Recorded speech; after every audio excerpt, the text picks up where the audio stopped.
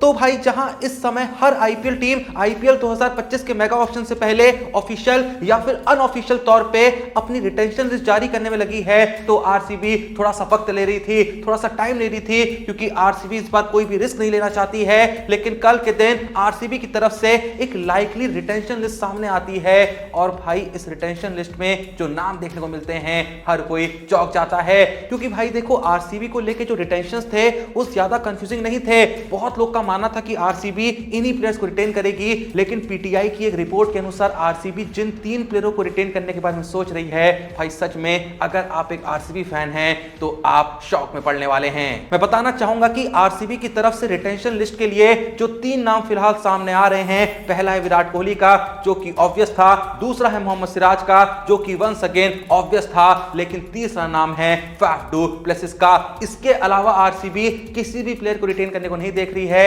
लेकिन हमको क्या लगा था कि आरसीबी चलो कोहली को रिटेन करेगी, कोहली के बाद सिराज को रिटेन करने को देखेगी और साथ में रजत पाटीदार को भी रिटेन करेगी, क्योंकि भाई आईपीएल 2024 के दौरान भले ही रजत पाटीदार का शुरुआती सीजन उतना अच्छा नहीं रहा था, शुरुआत के 5-6 मैचेस में वो पूरे तरीके से फ्लॉप रहे थे, लेकिन उसके बाद रजत पाटीदार ने जो कमबैक किया था, रजत पाटीदार का वो कमबैक ही सबसे बड़ा रीजन था कि आरसीबी का आईपीएल 2024 में वो शानदार कमबैक हुआ था, जहां वो एक के बाद एक लगातार मैच जीतते जा रहे थे। लेकिन क्या आरसीबी वाले उस कमबैक के हीरो रजत पाटीदार को ही इग्नोर कर देंगे? और मेरे को यह बात समझ में नहीं आ रही है कि क्या सच में आरसीबी को फाफ डू प्लेसिस को रिटेन करना चाहिए था। देखो अगर आरसीबी फाफ डू प्लेसिस को रिटेन कर रही है, जो कि जैसा मैंने कहा था कि आईपीएल 2025 के वक्त पे लगभग 41 साल के हो जाएंगे, देखो अगर फाफ डू प्लेसिस को आरसीबी रिटेन कर रही है, इसके पीछे का रीजन सिर्फ एक ही है कि आरसीबी उनके साथ कैप्टनसी कंटिन्यू करना चाहती है। और फिलहाल आरसीबी का मानना है कि फाफ डू प्लेसिस से बेहतर कैप्टन उनको मेगा ऑक्शन में भी नहीं मिलने वाला है, क्योंकि जिन टीमों के पास अच्छे कैप्टन हैं वो उनको रिलीज नहीं करेंगे और उनके अलावा जो गिने चुने कैप्टनसी ऑप्शंस मेगा ऑक्शन में उतरेंगे शायद उनको खरीदना उतना आसान नहीं होगा, या फिर आरसीबी उनको खरीदने में उतना इंटरेस्टेड नहीं है। उनका मानना होगा कि फिलहाल फाफ डू प्लेसिस ही आरसीबी के लिए बेस्ट कैप्टनसी चॉइस हैं, क्योंकि ये बात तो किसी से नहीं छुपी है कि हाल ही में फाफ डू प्लेसिस अपनी कैप्टनसी के अंडर सीपीएल में टीम को विजेता बना के आए हैं और साथ ही साथ सीपीएल के वो 4th हाईएस्ट रन गेटर भी रहे हैं, जहां उन्होंने 12 मैचों में 38.61 की औसत से 405 रन जड़े थे। फाफ डू प्लेसिस की बैटिंग परफॉर्मेंस को लेकर वैसे भी किसी को बहुत ज्यादा शक नहीं था, क्योंकि सीपीएल से पहले वो एमएलसी टूर्नामेंट के हाईएस्ट रन गेटर बने थे, जहां उन्होंने 8 मैचों में 52.50 की औसत से 420 रन जड़े थे। लेकिन वंस अगेन सोचने वाली बात यह है कि क्या जो एमएलसी का लेवल है, जो सीपीएल का लेवल है, वो क्या आईपीएल के लेवल के बराबर है? बिल्कुल नहीं भाई। एमएलसी में इतने बड़े बॉलर्स देखने को नहीं मिलते हैं, कुछ बड़े नाम होते हैं, लेकिन भाई आईपीएल का कंपटीशन अगर यहां है तो एमएलसी और सीपीएल का कंपटीशन यहां पे है। तो फाफ डू प्लेसिस अगर आईपीएल में चल के आए हैं 40 की एज में, इसका मतलब ये बिल्कुल नहीं है कि 41 की एज में वो उतनी ही बेहतरीन परफॉर्मेंस आईपीएल में भी देंगे। दे जरूर सकते हैं, फिटनेस कमाल की है, देख के बिल्कुल नहीं लगता है कि वो 40-41 के हो गए हैं, तो चल तो सकते हैं। पर फिर से सोचने वाली बात यह है कि अगर फाफ डू प्लेसिस को रिलीज कर भी दिया जाता तो क्या वो 10, 12, 14 या फिर 18 करोड़ के बिकते?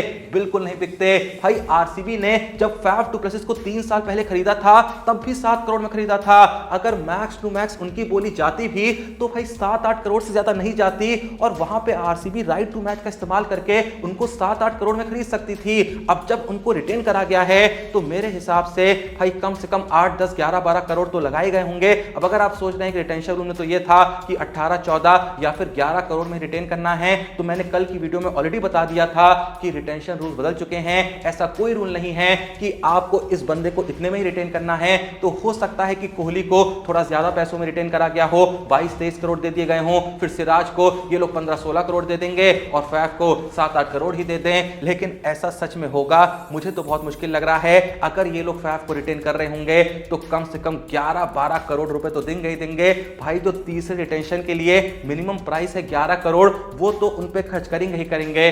और अगर 11 करोड़ दे रहे हैं तो वंस अगेन मैं यही कहूंगा कि फाफ डू प्लेसिस अगर रिलीज कर दिए जाते तो मेगा ऑक्शन में उनके लिए बोली 10 करोड़ से ऊपर तो नहीं जाती, क्या पता 7-8 करोड़ में ही खत्म हो जाती। क्योंकि भाई आईपीएल के मेगा ऑक्शन में अक्सर ये देखा गया है कि जो प्लेयर्स एक पर्टिकुलर एज का पड़ाव पार कर लेते हैं, 39, 40, 41 के हो जाते हैं, तो भाई उन पे ज्यादा बोली नहीं लगती है। यही रीजन है कि एक वक्त पे केरॉन पोलार्ड जैसे प्लेयर अनसोल्ड चले गए थे, ब्रावो जैसे प्लेयर अनसोल्ड चले गए थे, इवन सुरेश रैना जैसे प्लेयर अनसोल्ड चले गए थे।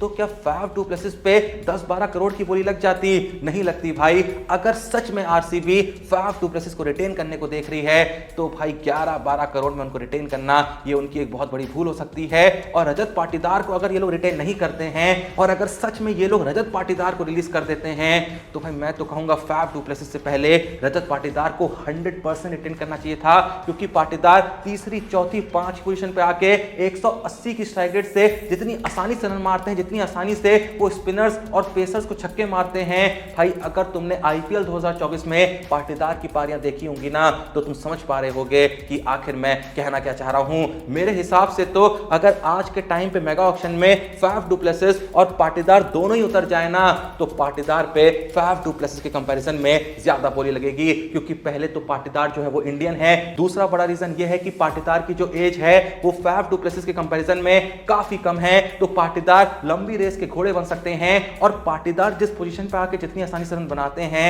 भाई फैफ डू प्लेसिस के लिए उस चौथी पोजीशन पे आके रन बनाना आसान नहीं होगा।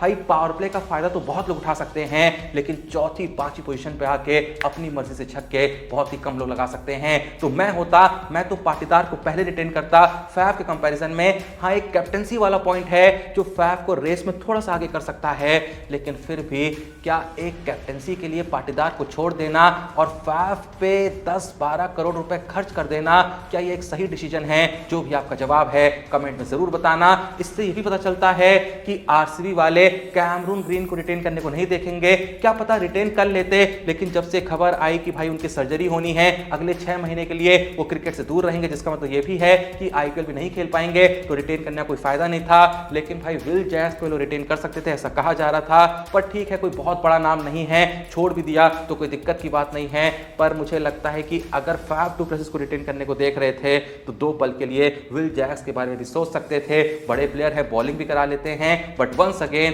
भाई कैप्टेंसी वाला जो मामला है शायद यही सबसे बड़ा पॉइंट है कि फैफ डू प्लेसिस को आरसीबी रिटेन कर रही है। आप लोग का इस पूरे ही मामले के बारे में क्या सोचना है? क्या आरसीबी का सिर्फ इन 3 प्लेयरों को रिटेन करना, कोहली, सिराज और फैफ डू प्लेसिस, क्या ये एक सही डिसीजन है? क्या किसी और प्लेयर को रिटेन कर सकते थे, या फिर क्या आपको भी लगता है कि फैफ डू प्लेसिस को रिटेन नहीं करना चाहिए था? जो भी आपका ऑनेस्ट ओपिनियन है कमेंट सेक्शन में जरूर दीजिएगा। वीडियो पसंद आई लाइक करिएगा, चैनल को सब्सक्राइब करिएगा। मिलते हैं नेक्स्ट वीडियो में, तब तक के लिए जय हिंद, धन्यवाद।